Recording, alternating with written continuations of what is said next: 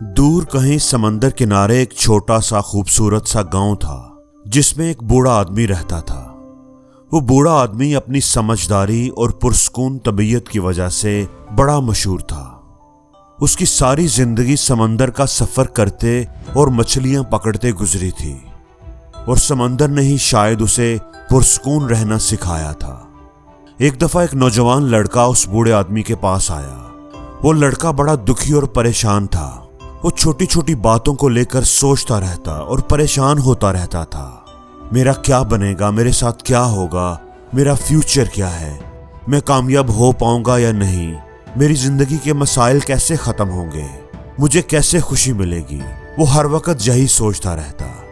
اس نے بوڑھے آدمی سے پوچھا کہ آپ زندگی کے مشکل حالات میں، جہاں پر ہر طرف دکھ، پریشانیاں اور مایوسی ہے، آپ ان کا مقابلہ کیسے کرتے ہیں؟ آپ اپنے آپ کو مطمئن اور پرسکون کیسے رکھ لیتے ہیں؟ آپ اتنے خوش کیسے رہ سکتے ہیں؟ بوڑھا آدمی مسکرایا۔ خوشی اور سکون باہر کی مشکلات کے نہ ہونے کی وجہ سے نہیں آتا، طوفانوں کی غیر موجودگی میں نہیں آتا، بلکہ جو مشکل ہمارے راستے میں آتی ہے اسے قبول کر لینے، سمجھ لینے، مان لینے کی وجہ سے آتا ہے۔ لڑکے کو بات سمجھ نہ آئی۔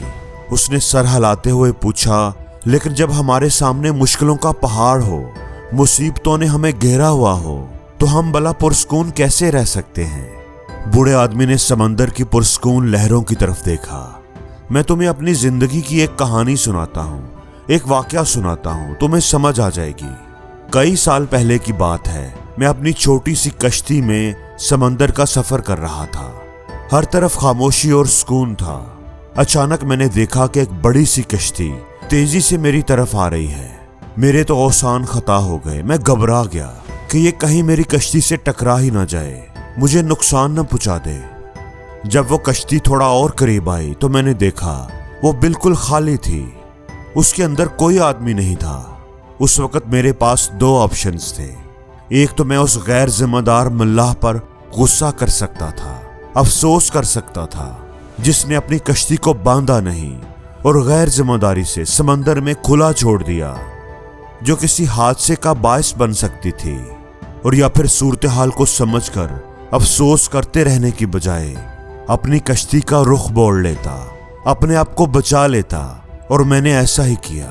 میں نے اپنی کشتی کا رخ موڑا اور سامنے سے آتی ہوئی کشتی سے خود کو بچاتے ہوئے سائیڈ سے گزر گیا اور امن و سکون کے ساتھ اپنا سفر جاری رکھا۔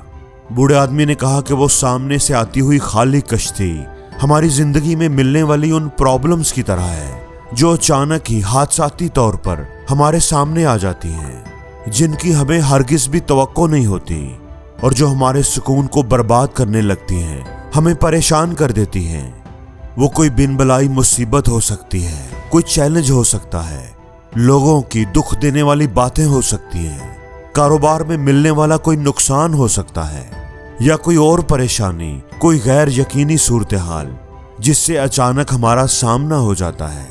اب چوائس ہمارے پاس ہی ہوتی ہے کہ ہم نے اسے دیکھ دیکھ کر، اس کے بارے سوچ سوچ کر پریشان ہوتے رہنا ہے، غصہ کرنا ہے، اس کے ساتھ ٹکرا جانا ہے، یا پھر اس غیر یقینی صورتحال کو قبول کرتے ہوئے اپنے اندر کے سکون کو برقرار رکھنا ہے، اس غیر یقینی صورتحال کو گزرنے دینا ہے۔ اس لڑکے کو بھی یہ بات سمجھ آ گئی تھی کہ اصلی سکون، اصلی خوشی اس بات میں نہیں ہے کہ ہمارے سارے مسائل ختم ہو جائیں، ہماری زندگی میں کوئی دکھ، کوئی پریشانی، کوئی مسئلہ ہو ہی نہ۔ اگر ہماری یہی سوچ ہے تو ایسا کبھی نہیں ہوگا۔